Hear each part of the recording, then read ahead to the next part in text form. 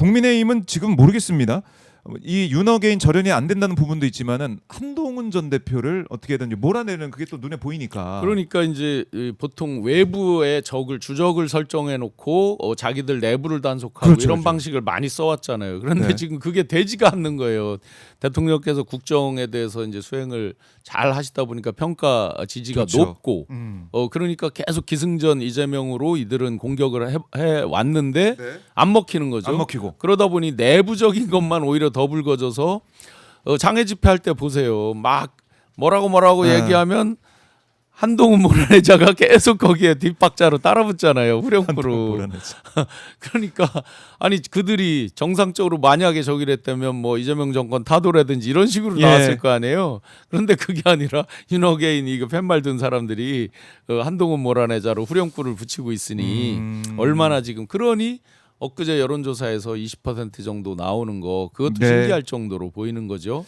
그들이 엊그제 여론조사 MBS 거 보니까 네. 20%? 모름 무응답이 25였습니다. 그래서 3등입니다. 지금 국민의힘은 2등이 아니에요. 3등입니다. 아, 모른 무응답이 2등이고. 모름 무응답이 25였습니다.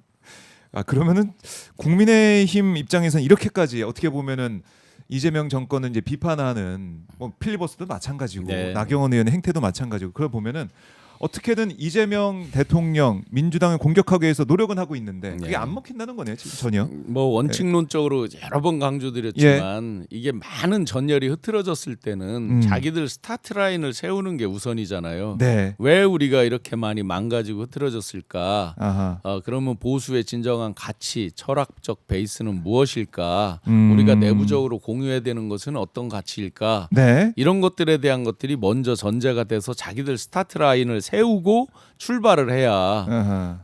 뭐 100m를 뛰는데 지그재그 할 수 없는 거 아니에요. 똑바로 가야 되는 거잖아요. 그렇네요.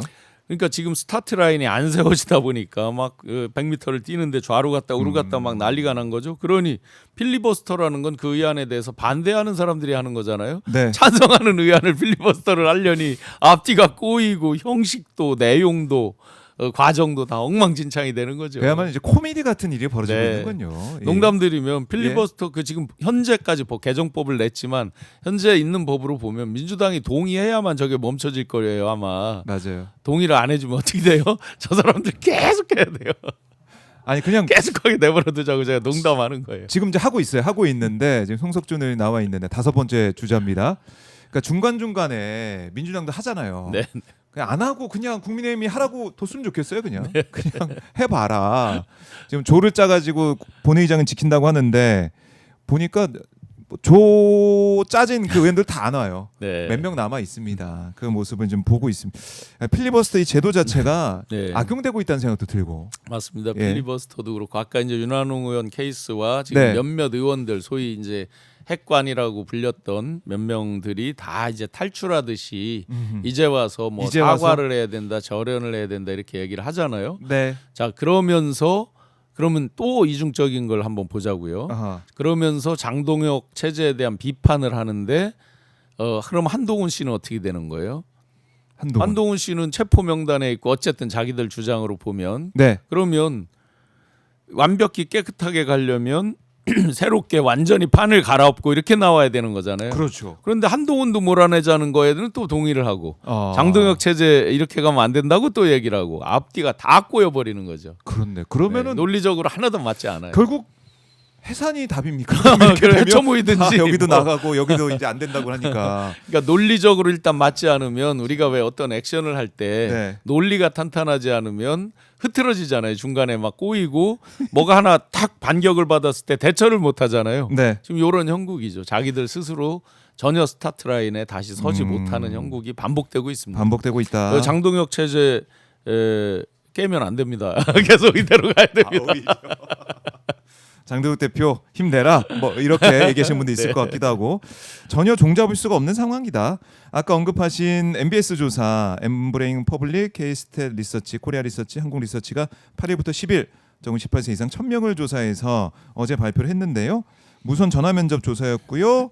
보니까 언급하신 것처럼 이 민주당이 44%, 국민의힘이 20%, 조국혁신당 4%, 개혁신당 3% 순이었고 중도층의 민주당 지지율이 43%인 반면에 국민의힘은 12%에 그쳤다. 이거 눈에 들어오고 특히 보수층에서도 73%가 국민의힘이 이 비상계엄 또 윤석열 탄핵 이후 부적절하게 대응했다라는 응답이 73%에 달하고 네, 있습니다. 네.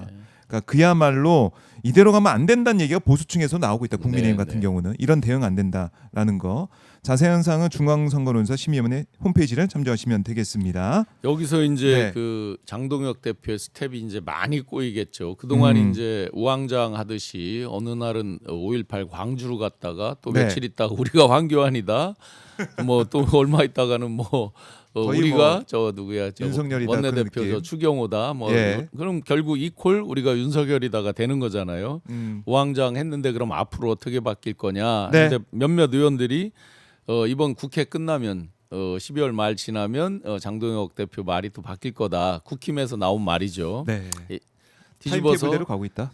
타임테이블대로 예. 간다라고 하면서 현실을 계속 쫓는 거잖아요. 아하. 자기들의 어떤 가치 철학, 원칙 이런 게 아니라 예. 현실 시류에 따라서 계속 유리한 쪽 지방선거 등등의 시계를 맞춰놓고 유리한 쪽으로만 계속 왔다 갔다 하는 거잖아요. 그러는 사이에 어떤 아마 1차 목표는 이렇게 되겠죠. 떨어낼 거 떨어내고 보수층만 아주 강하게 결집하면 네. 나중에 보면 어쨌든 진영으로 뭉치는 부분은 뭉칠 것이고 그때 가서 중도를 어떻게 그래요. 해보겠다. 예. 뭐 이런 이제 계산일 거 계획으로. 아니에요. 그런데 그 계산은 평상시에 일종의 라포 형성하듯이 중도에 어떤 맞는 아하. 뭐가 있을 때 그것도 오는 것이지 갑자기 뭐 하루쯤에 당장, 올 리가 예, 없잖아요. 한두 달 사이에 그게 될까라는 의구심도 들어요. 신용환 부위원장님 근데 좋은 소식 있더라고요. 네. 무죄 무혐의죠. 무혐의. 네, 아, 네, 그렇죠. 네. 재판까지 간 것도 아니니까. 네네. 무혐의 어떤 겁니까? 뭐 장시간을 제가 이제 올해 1월 초에 예. 대통령실에 역술인 채용한 것과 무속에 대한 거, 무속 구판. 네, 뭐 이런 것들에 대해서 그대로 국회 질의응답 답변했고 제보 네. 받은 사실에 이건 제보다라고 하면서 공개를 하고 했었는데 그에 대해서 소위 김건희 측이죠. 대통령 비서실에서 정진석 공적 비서실. 기관에서 네. 이제 고소 고발을 한 거잖아요. 아. 그래서 계속 이제 그 두 건의 각각의 이제 피해자가 다른 하나는 피해자가 김건희로 명시돼 있습니다. 그래요. 예, 또 한 분은 역술인이라고 이렇게 명시가 되어 있는 걸로 이제 오랜 시간을 왔는데 그건 1월 달이었으니까 1년여가 온 거잖아요. 그렇네요. 1년 가까이 달려왔습니다. 기존에 이제 이철규 의원이 예. 고소했던 것도 이제 다 정리를 했고요. 정리가 됐고 뭐 저도 자존심이 있으니까 네.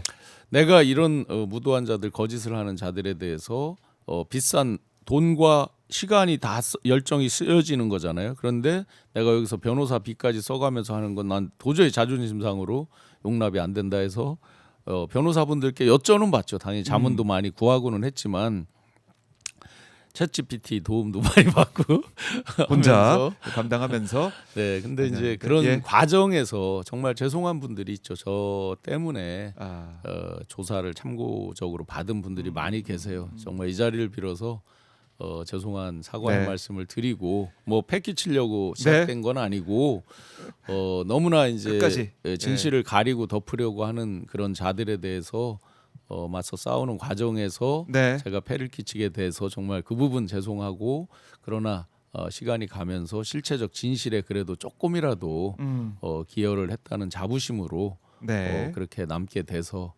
개인적으로는 이제 뭐 다행이고, 다행이고. 사실은 아시다시피 조사 받고 그 과정에 보면 굉장히 이거 조사 받다가 갑자기 덜커덕 어떻게 되는 거 아니야? 뭐 이런 제가 조사 받는 날도 아내한테도 말을 안 하고 그냥 나갔거든요. 뭐 내용을 잘 모르니까 괜한 걱정을 할 거 아니에요. 그냥 그렇네요. 어디 가는지 뭐 이런 거 일체 걱정하죠. 얘기하고 안 하고 있으면. 그냥 갔는데 보통 예. 하다 보면 시간이 또 엄청 길어져요. 막 네. 잠깐이면 될 줄 알고 이렇게 했다가 뭐 6-7시간 뭐 이런 기본이니까 그런 과정이 있었습니다. 그런 과정을 다 이제 이겨내고 다 많은 분들이 성원 무혐의로. 격려해 주신 덕분에 하여튼 그러게 일단 말입니다. 지나가고 있습니다. 네, 짝퉁님의 무혐의 축하합니다. 당연합니다. 이렇게 하셨고 현찬님도 축하하셨고 익상오빠님도 축하한다. 할미님도 축하드려요. 진실은 언제나 승리하는 법. 감사합니다. 응원하고 계시네요. 알겠습니다. 신용환 교수님, 우리 부위원장과 말씀을 나눠봤습니다. 부위원장님 말씀 잘 들었고요. 네. 다음 주에도 뵙겠습니다. 네, 고맙습니다. 고맙습니다. 네, 감사합니다.